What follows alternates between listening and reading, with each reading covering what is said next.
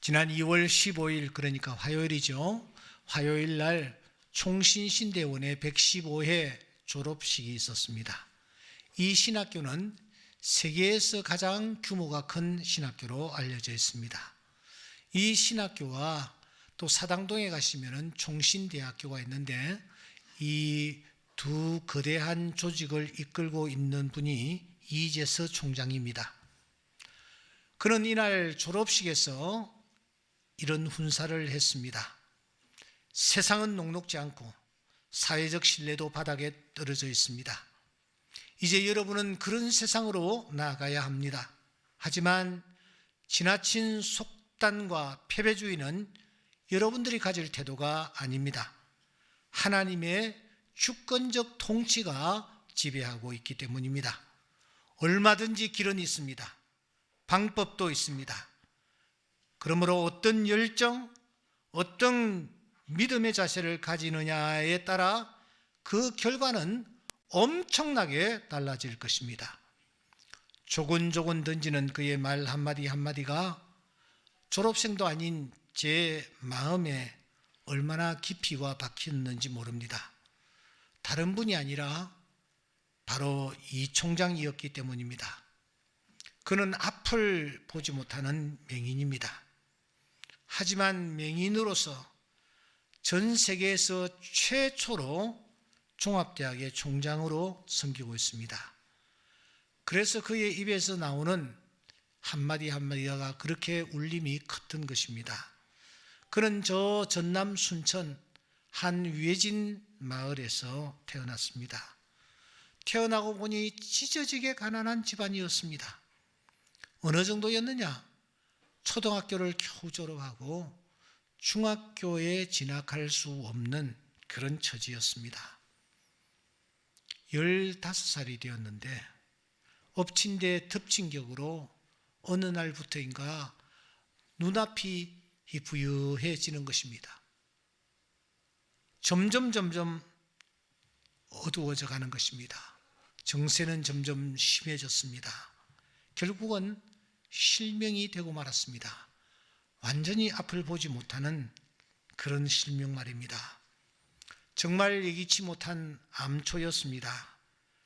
그 앞에 펼쳐진 가난과 흑암의 세계는 그에게 낙심과 절망을 안겨주기에 충분했습니다.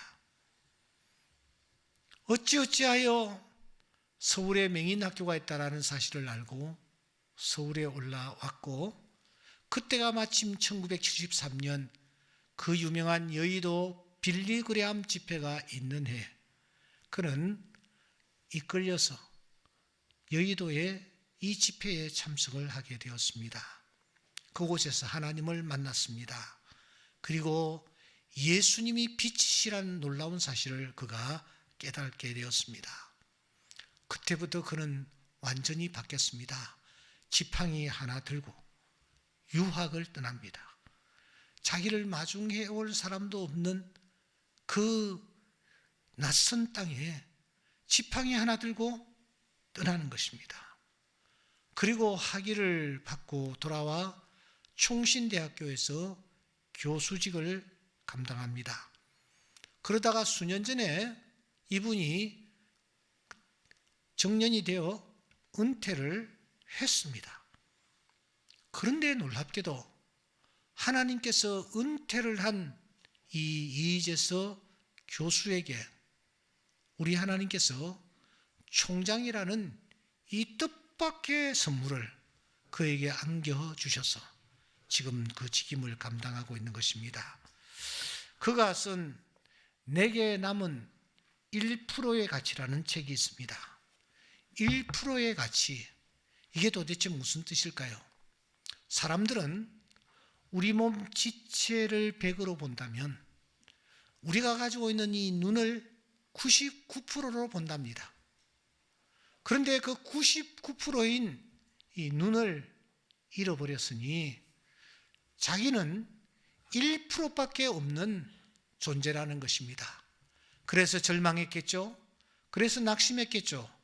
그러나 하나님을 만난 이후 그는 그 1%가 참으로 가치 있다라는 사실을 깨닫게 되고 그 1%를 주신 하나님께 감사하면서 믿음으로 나아가는 것입니다.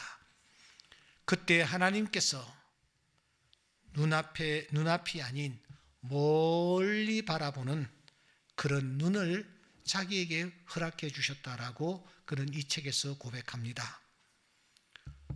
지난주 저는 16편을 읽고 또 읽고 있었습니다. 왜냐하면 이 16편에서 성령께서 주시는 음성이 무엇인지를 찾아보기 위함이었습니다. 그분의 이 훈사를 들으면서 저는 시편 16편과 바로 이 1%의 가치라는 책을 나란히 펼쳐놓고선 눈에 대한 상념에 깊이 잠겼습니다. 왜냐하면 이 16편 9절과 특별히 10절에 다윗이 눈에 대해서 언급하고 있다라고 생각했기 때문입니다. 뿐만 아니라 다윗은 이 10절 결론 부분에 와서 이 다윗 또한 이제스 총장처럼 멀리 뭔가를 바라보고 있다라는 것을 제가 어렴풋이 확인할 수 있었기 때문입니다. 그래서 이 16편과 이 책을 비교하면서 하나님의 음성 듣기를 얼마나 열망했는지 모릅니다. 사실 여러분, 눈은 참 중요합니다. 99%라고 말할 정도로 눈은 중요합니다. 안경을 쓰시는 분들은 아마 지난 2년 동안 무척이나 힘드셨을 거예요. 안경 쓰는 것도 불편한데 여기에다가 마스크까지 이렇게 탁 쓰니까 그때부터 이 안경이 뿌얘지는 것입니다. 보이지 않는 것입니다.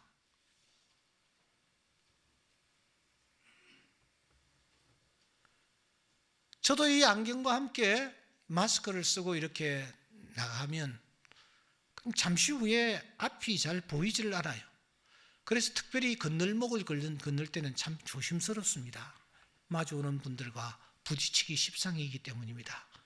우리 교회 주변에는 우리 교회 교인들이 늘부러져 있습니다. 그래서 이렇게 걸어가다 보면 누군가가 저보고 인사를 하는데 저는 그분 얼굴을 볼 수가 없어요. 그래서 그냥 지나치기도 하고 상대편이 인사를 걸어오면 제가 또 인사를 받기도 합니다. 이 자리를 빌어서 혹시 제가 좀 무뚝뚝하게 됐다든지 또 제가 인사를 제대로 안 하고 하지 않고 지나쳤으면 제 잘못이 아니라 이 코로나 상황 때문이다. 그렇게 여러분들이 이해를 해주시면 고맙겠습니다. 저는 스포츠 중에 프로 여자 배구를 좋아합니다. 그래서 가끔씩 중계하는 것을 제가 시청을 하곤 합니다. 그런데 이 프로 여자 배구의 감독 중에 한 분이 참 눈이 좋으신 분인 것 같아요. 여러분 경기를 하면은 룰을 아시겠습니다만은 심판이 이렇게 판정을 내렸는데 오심이라고 생각될 때가 있습니다. 그럴 때는 한 세트에 한 번씩 감독이 비디오 판독을 요청할 수가 있습니다. 그런데 그 감독은 요청할 때마다 감독이 이기는 거예요. 어떤 경기에서는 이기면은 또 한 번 더 요청할 수 있고 또 이기면은 또 한 번 더 요청할 수가 있지 않습니까?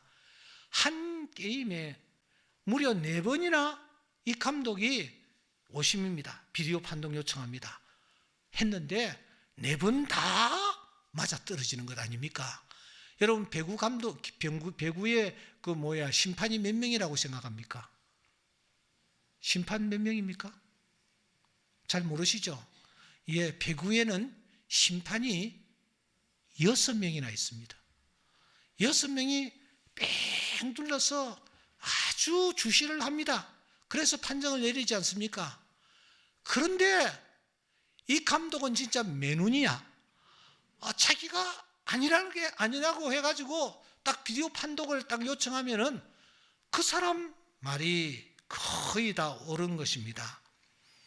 매는 사람보다 최고 8배나 더 정확하게 본답니다.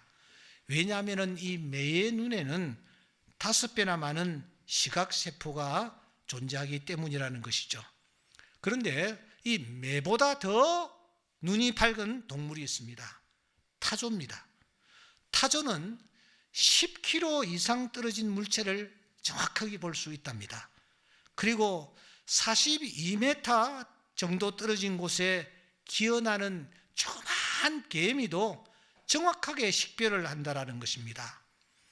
얼마나 여러분 밝은 눈을 이 짐승이 가지고 있습니까? 그래서인지 우리 주님은 눈에 대해서 이런 말씀을 하신 적이 있습니다. 눈은 몸의 등불이니 그러므로 내 눈이 성하면 온 몸이 밝을 것이요 눈이 나쁘면 온 몸이 어두울 것이다. 눈이 몸의 등불이다. 성하면 온 몸이 성하고 어두우면 온 몸이 어두워진다. 그러니까 주님 또한 눈이 99%란 말, 그게 가장이 아니라는 것을 우리에게 알려주십니다. 그런데 여러분, 우리 주님께서 이 눈이 몸의 등불이라 이렇게 말씀하셨는데 과연 여기에서 주님이 말씀하시는 눈, 그 눈은 도대체 어떤 눈일까 하는 것입니다. 단순히 이 육안, 육의 눈만 뜻하는 것일까? 하는 질문을 우리가 던지지 않을 수가 없습니다. 하나님께서 우리를 창조하실 때에 눈을 창조하셨습니다. 그런데 이 육의 눈만을 창조하셨을까 하는 질문을 던지지 않을 수 없다라는 것입니다.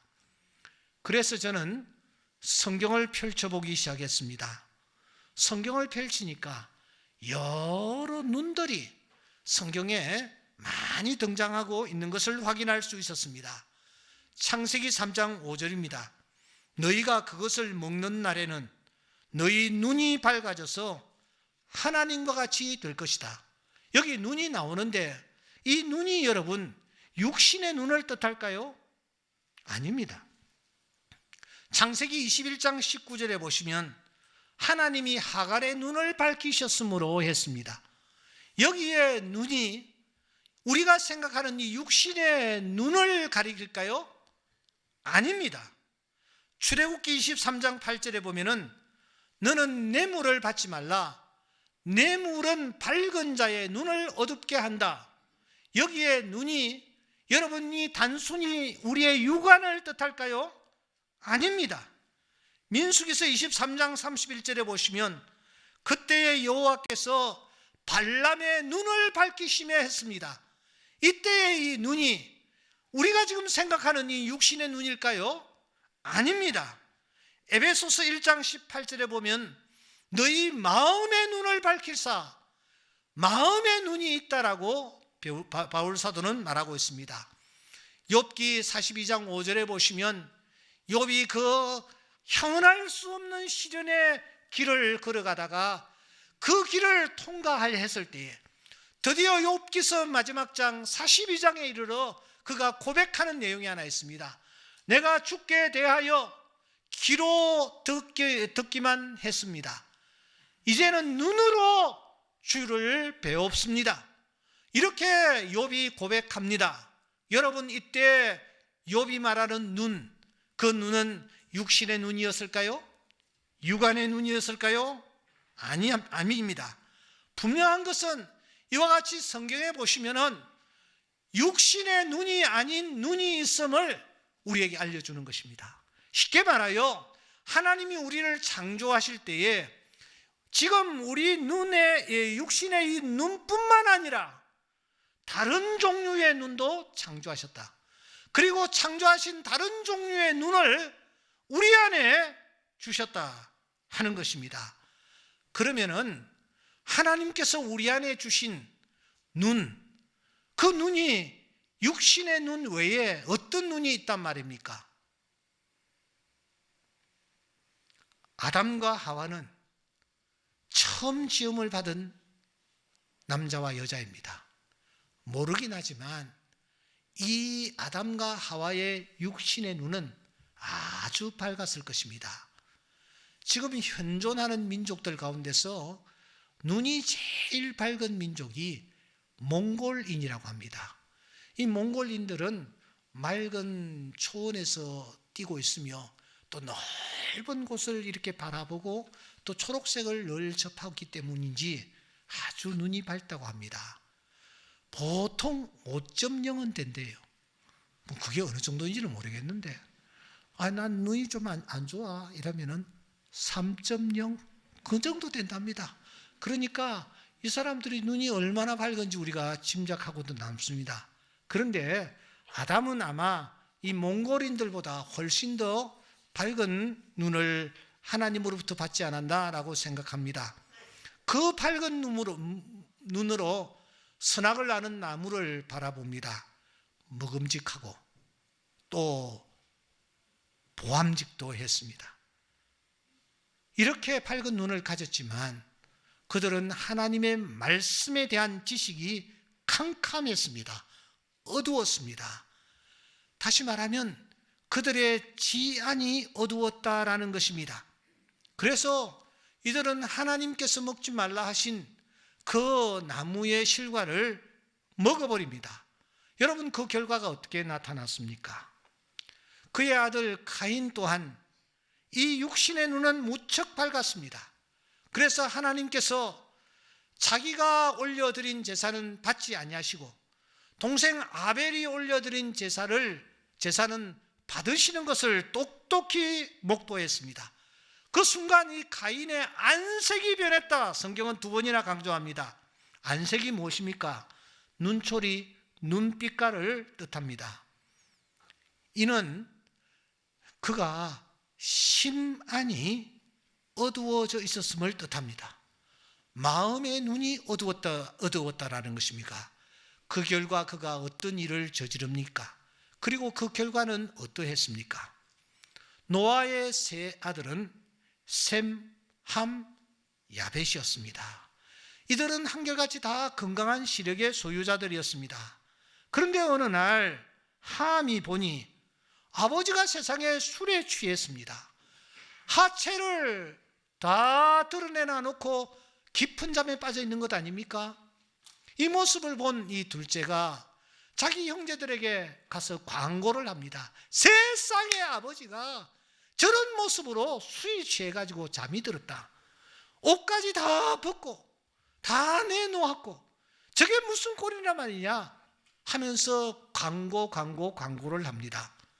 그런데 이 얘기를 들은 첫째와 셋째가 뒤로 이렇게 들어가서 아버지의 그 몸에다가 옷을 덮어서 부끄러움을 면할 수 있도록 해드리는 것입니다. 함은 해안이 실명 수준이었습니다.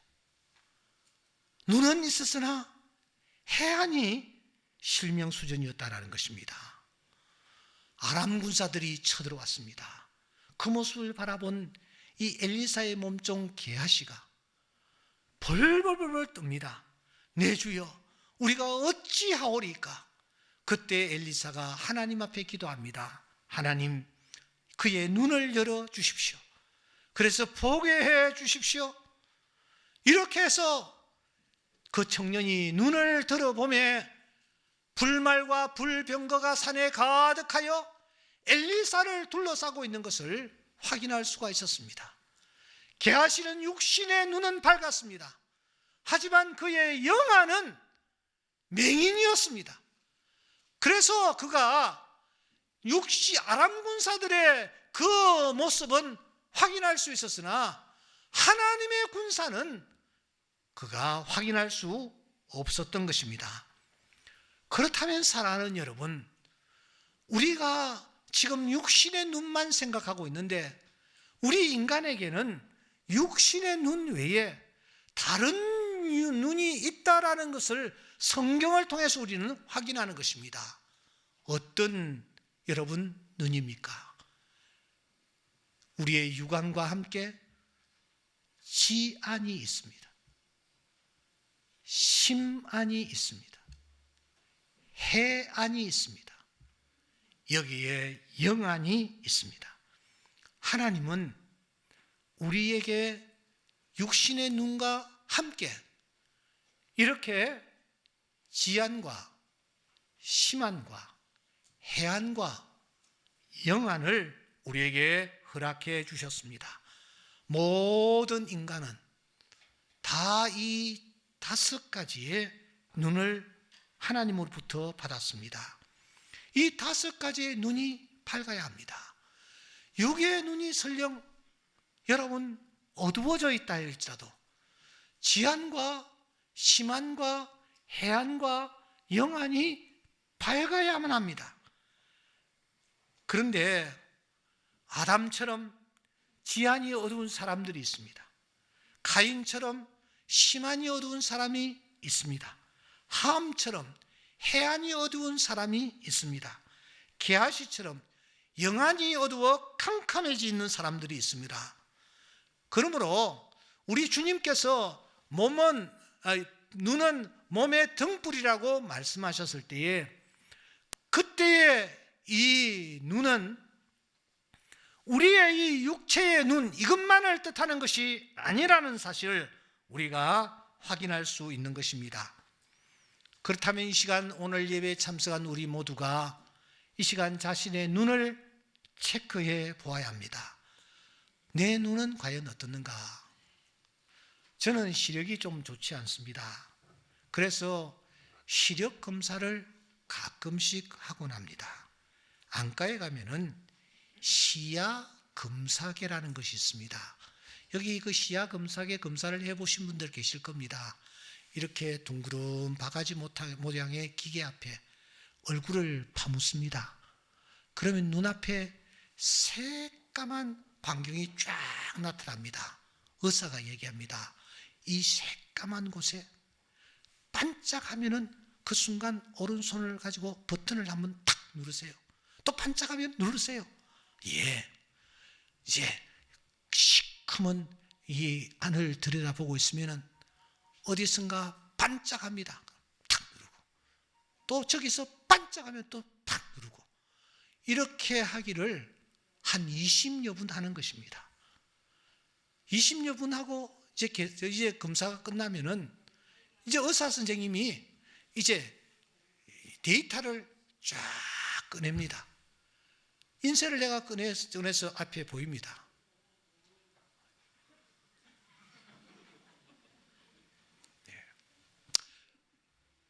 의사 선생님이 이걸 보면서 얘기합니다. 옥 목사님, 당신은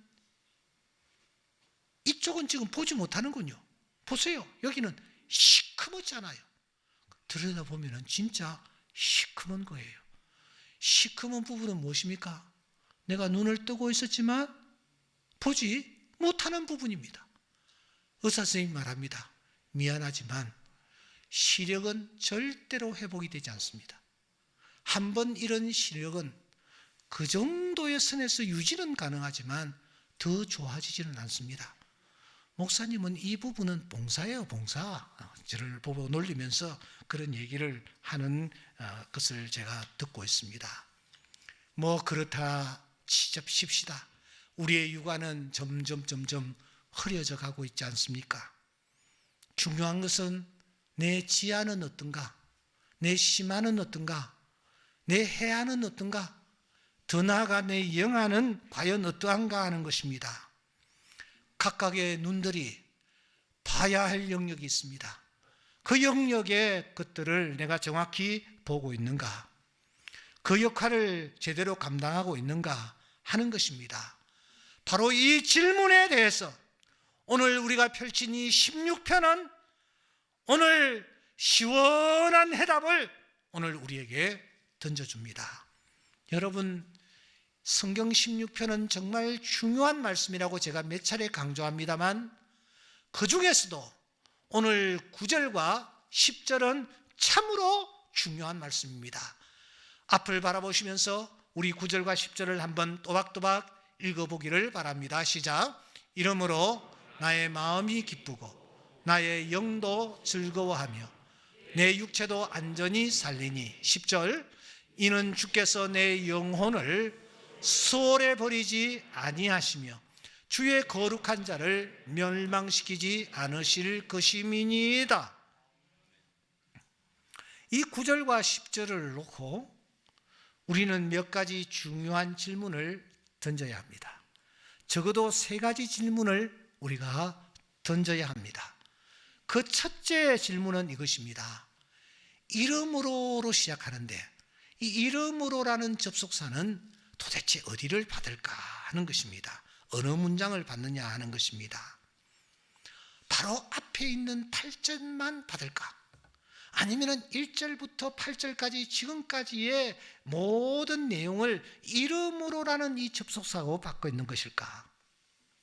학자들의 견해가 서로 갈리긴 합니다만은 이 1절부터 8절까지 받는다라고 생각해도 괜찮고 8절만 받는다라고 생각해도 무리가 되지 않습니다. 저는 이런저런 책들을 참고하면서 이 이름으로라는 접속사가 바로 앞에 있는 8절을 받는 접속사다, 그렇게 저는 정리를 한 바 있습니다. 그렇다면 여러분, 8절이 도대체 어떤 말씀이었습니까? 우리 다 같이 앞을 바라보시면서 한번 읽어보겠습니다. 시작. 내가 여호와를 항상 내 앞에 모시며 그가 나의 오른쪽에 계심으로 내가 흔들리지 아니하리로다. 이름으로. 이렇게 된다라는 것입니다. 에녹이 하나님과 동행했습니다.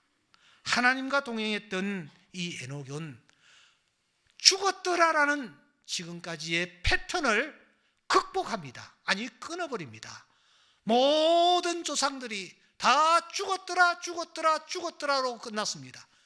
그런데 유일하게 에녹만은 여러분, 죽었더라는 패턴에서 그가 항복하지 않고 무릎 꿇지 않는 것입니다. 하나님께서 데려가심으로 세상에 더 있지 아니하더라. 동행을 하면 하나님께서 죽었더라는 패턴을 극복하게 해 주신다라는 뜻입니다. 그러면 동행이 도대체 무엇일까? 이 질문에 대하여 오늘 16편에서 다윗이 정확하게 답을 하고 있지 않습니까? 그 답이 바로 8절입니다. 내가 여호와를 항상 내 앞에 모시며 그가 나의 오른쪽에 계심으로 내가 흔들리지 아니하리로다.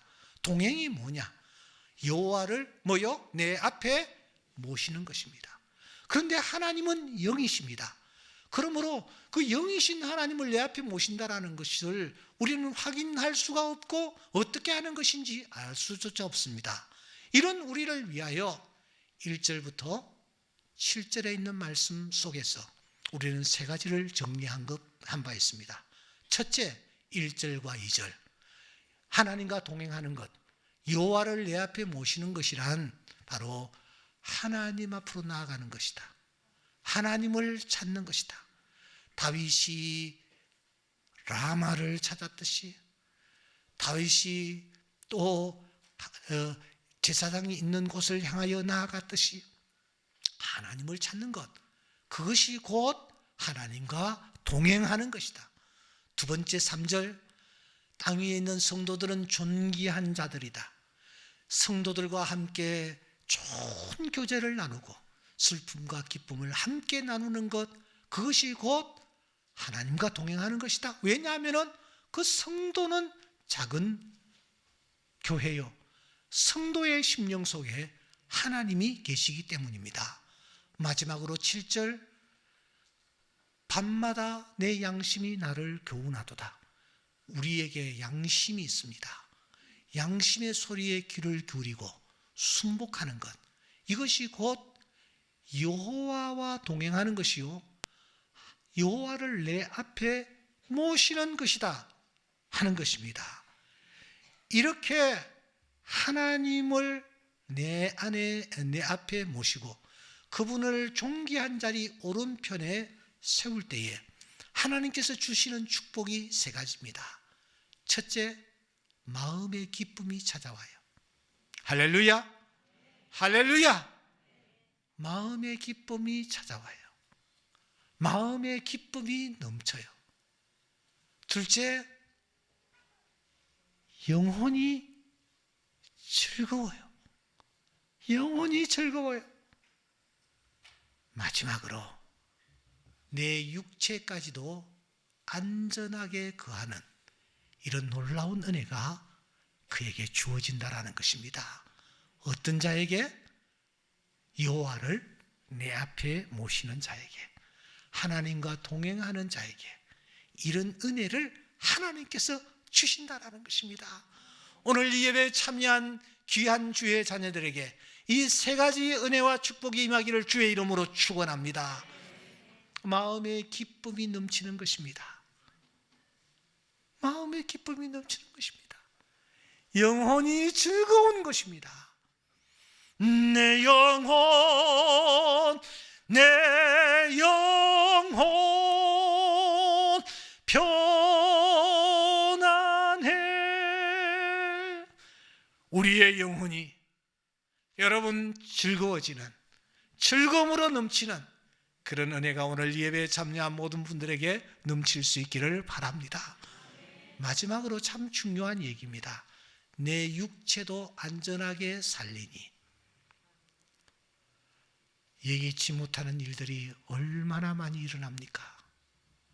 저는 최근에 요양원, 그리고 요양병원, 그리고 중환자실을 제가 좀 많이 드나들 일이 있어서 제가 드나들곤 했습니다. 가보니까 너무너무 비참해 보이고 힘들어 보여요. 하나님께서 이 예배에 참석한 우리 귀한 주의 자녀들, 남은 여생을 살아갈 때에 첫째, 마음의 기쁨을 맛보는 은혜가 있기를 바랍니다. 둘째, 내 영혼이 즐거운 나날이 될 수 있기를 소원합니다. 특별히 하나님께서 은혜 주셔서 하나님이 부르시는 그날까지 하나님께서 은혜 주셔서 내 육체가 안전히 거하는 그런 큰 은혜가 있기를 소원합니다. 하나님을 내 앞에 모시면 하나님께서 이런 은혜를 주신다라는 겁니다. 그런데 본문을 자세히 보십시오. 이 9절 말씀은 내가 이 세상 남은 생에 살아갈 때에 주시는 은혜요 축복입니다. 10절에 이어지고 있습니다. 10절에 보시면 10절은 내가 이제 인생의 길을 마치고 하나님의 심판대 앞에 섰을 때에 하나님이 주시는 은혜가 무엇이냐? 역시 세 가지입니다. 하나님께서 우리에게 주시는 은혜가 무엇입니까? 주의 거룩한 자라고 우리를 불러주십니다. 인쳐주십니다. 여러분, 천국은 어떤 사람이 갈 수 있습니까? 주의 거룩한 자만이 들어갈 수가 있습니다. 아무 조건도 필요 없습니다. 공부를 잘했다, 돈을 많이 벌었다, 높은 지위를 가졌다, 자녀들이 잘 됐다, 땅 위에서 우리가 자랑하는 모든 것 다 소용이 없습니다. 거룩하냐? 거룩하지 않느냐? 여러분, 하나님께서 거룩하다고 인쳐주실 때에 거룩한 하나님의 자녀가 되는 것입니다. 그런데 여호와를 내 앞에 모신 자에게 하나님께서 주시는 칭호가 무엇이냐? 주의 거룩한 자다. 이 칭호를 우리에게 붙여주시는 것입니다. 두 번째, 수월에 던지지 아니하신다. 수월은 지옥으로, 불못으로 번역할 수가 있습니다. 하나님께서 심판의 자리에 우리를 던지지 않으시겠다라는 것입니다. 더 나아가 우리를 멸망시키지 아니하시겠다고 말씀하시는데 이 은총을 입게 된다라는 것입니다. 오늘 이 예배에 참석한 우리 모두에게 이 은혜가 넘칠 수 있기를 바랍니다. 땅 위에 남은 생에 살아갈 때에 하나님의 은혜로 마음의 기쁨이 넘치기를 바랍니다. 하나님의 은혜로 한 분 한 분 영혼이 즐거우실 수 있기를 바랍니다. 하나님의 은혜로 여러분의 남은 육체가 안전하게 거하는 은혜가 있기를 바랍니다. 장차 우리가 하나님 앞에 섰을 때에 하나님께서 나를 주의 거룩한 자라고 인쳐주시고 불타는 불못에서 우리를 건져내 주실 뿐만 아니라 하나님께서 멸망시키지 아니하시고 상급의 자리에 우리를 인도하시는 은혜가 있기를 주의 이름으로 축원합니다. 이것이 바로 이름으로라는 접속사가 오늘 우리에게 주는 메시지입니다. 두 번째, 여기에 주의 거룩한 자라고 했는데 주의 거룩한 자가 도대체 누구일까 하는 것입니다. 어떤 자가 주의 거룩한 자라는 칭호를 받게 될까 하는 것입니다. 여기 물론 1차적으로 다윗입니다. 하나님은 다윗에게 기가 막힌 별명을 주신 적이 있죠. 그것은 내 마음에 합한 자라는 별명이었습니다. 그런데 하나님의 심판대 앞에서는 내 마음에 합한 자라는 별명도 소용이 없습니다. 어떤 이름이 필요하냐? 성석이라는 이름도 필요가 없습니다. 주의 거룩한 자라는 이름 하나만 필요합니다. 천국에 들어갈 날이 얼마 남지 아니했습니다. 그때 하나님께서 심판대 앞에서 주의 거룩한 자라고 칭해 주십니다. 어떤 사람이 주의 거룩한 자가 될 수 있습니까? 주님이 주시는 흰 세마포를 입은 자만이 주의 거룩한 자가 되는 줄 믿습니다. 그래서 바울은 로마서 13장 12절에서 말합니다. 밤이 깊고 낮이 가까웠으니 그러므로 우리가 어둠의 일을 벗고 빛의 갑옷을 입자. 예수로 옷 입자. 나는 추악한 죄인입니다. 아무것도 할 수가 없습니다. 하나님 앞에 감히 설 수 없는 자들입니다. 그런데 주님이 우리 곁에 다가오셔서 저 골고다에서 흘리신 십자가의 피가 흠뻑 묻은 옷을 우리 몸에 입혀주시는 것입니다. 그때 하나님께서 그 피를 보시고 우리에게 말씀하십니다.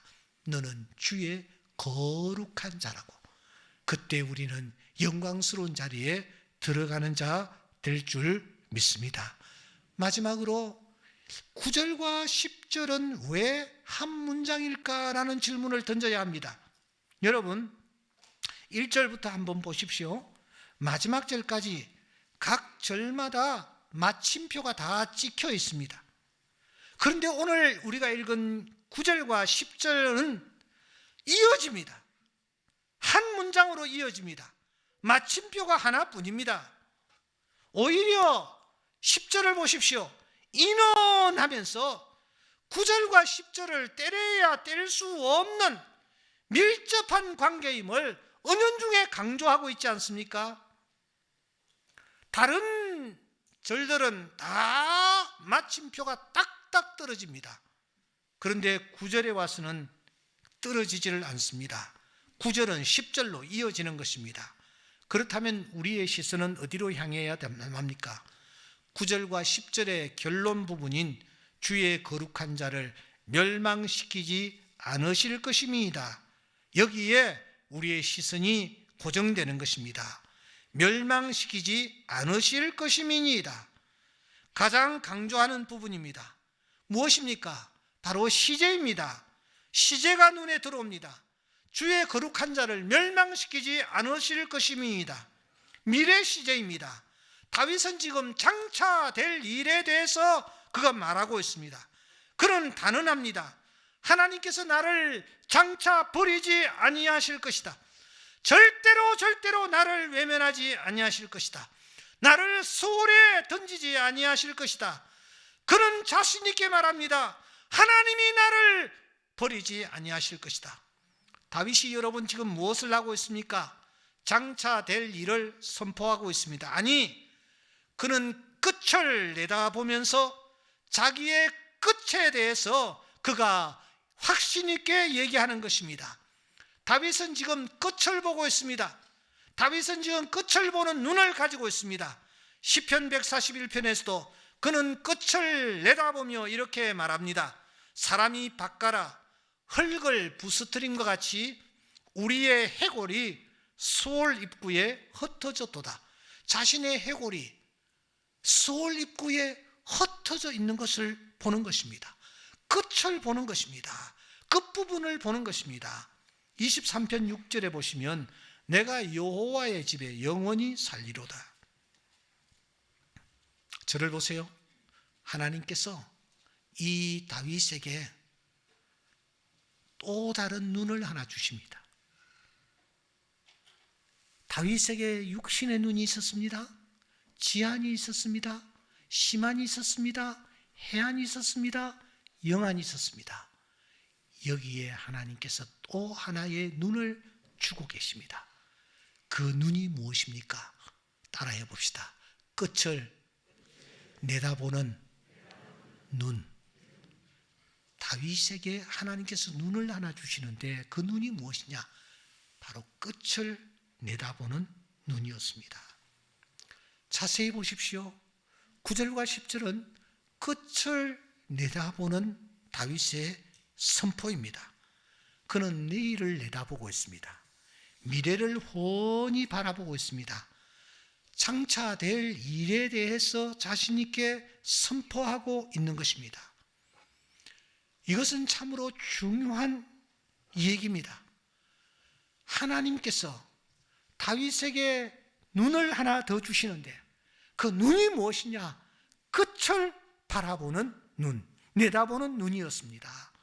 하나님께서 하나님의 은혜를 입는 자들에게 하나님이 주시는 것이 있습니다.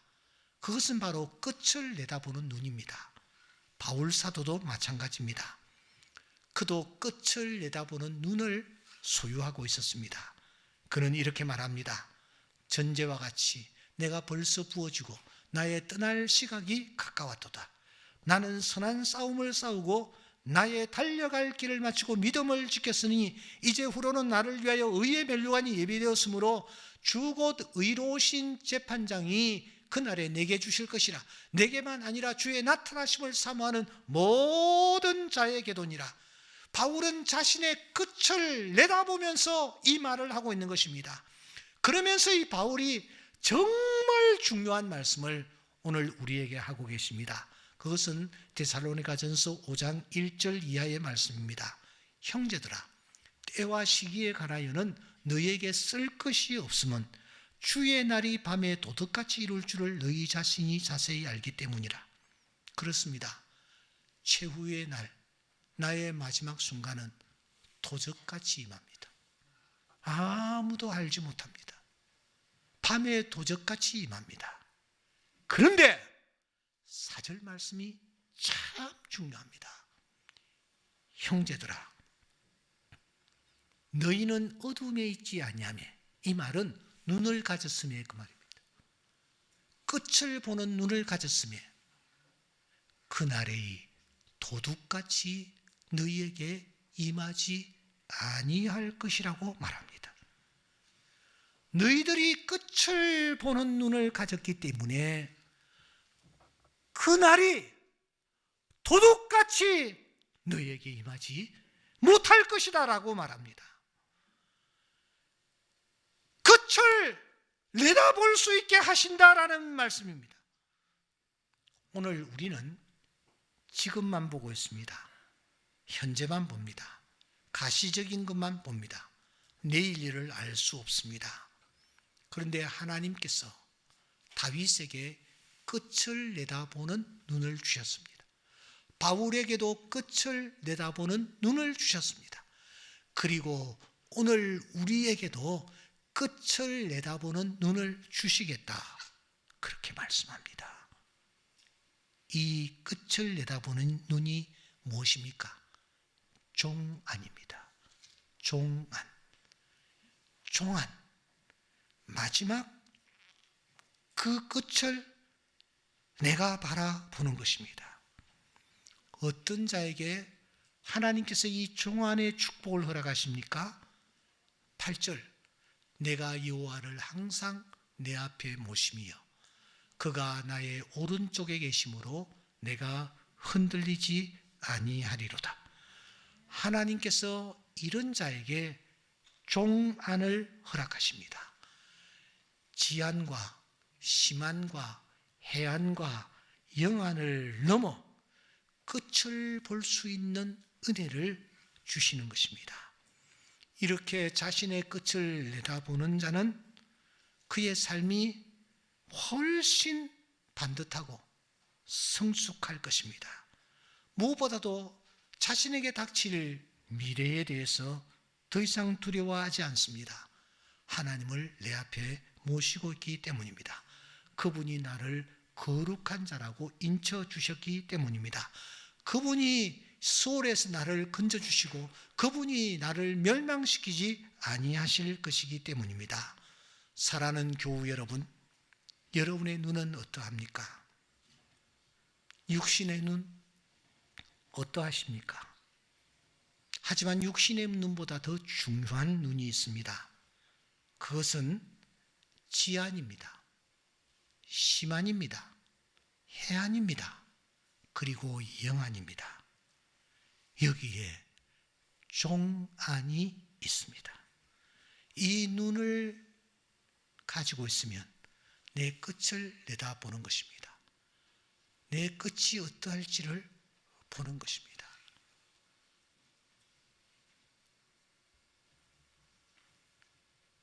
우리나라의 대선이 코앞에 닥쳤습니다.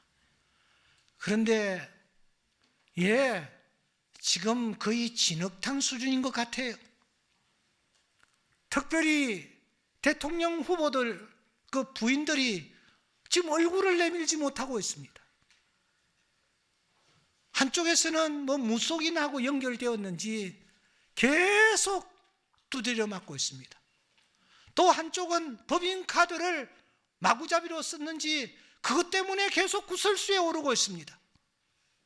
만일 이 사람들이 종안, 끝을 내다보는 눈을 가지고 있었다면 내 남편이 장차 야권의 후보가 될 사람이야.